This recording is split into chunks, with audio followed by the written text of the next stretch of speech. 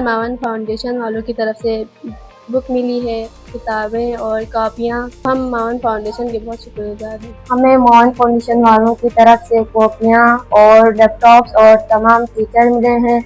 تو میں معاون فاؤنڈیشن والوں کا دل سے شکریہ ادا کرتی ہوں جنہوں نے ہمارے گاؤں کے لیے بہت کیا ہے. یہاں بہت سارے سہولیات موجود تھے جو فنڈ معاون فاؤنڈیشن والوں کی طرف سے ہمیں ملی ہے.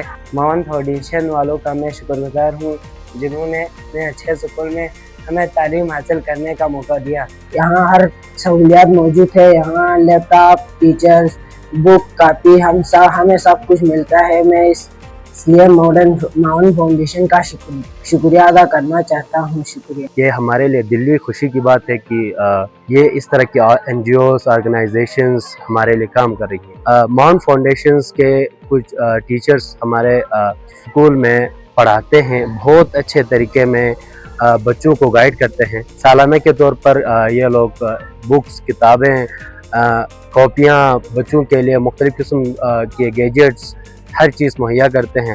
تو ہر ایک کی کنٹریبیوشن ہے اور معاون فاؤنڈیشن کی بہت زیادہ کی کنٹریبیوشن. پورے پاکستان میں جو ہمارا مین مقصد ہے وہ ہے پرائمری اور سیکنڈری تعلیم کا معیار ہم گورنمنٹ اسکولوں میں بہتر کریں.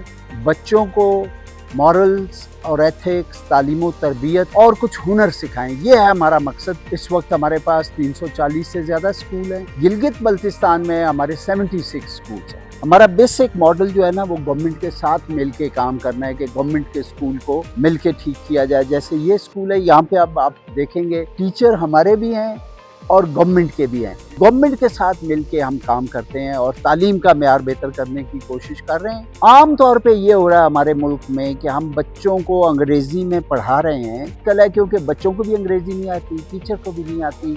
اس کے لیے پھر ہم نے یہ سسٹم شروع کیا. ہم چونکہ ٹیچر کی ٹریننگ بھی کرتے ہیں کہ ماڈرن فیسلٹی بھی ہم فراہم کرنے کی کوشش کرتے ہیں.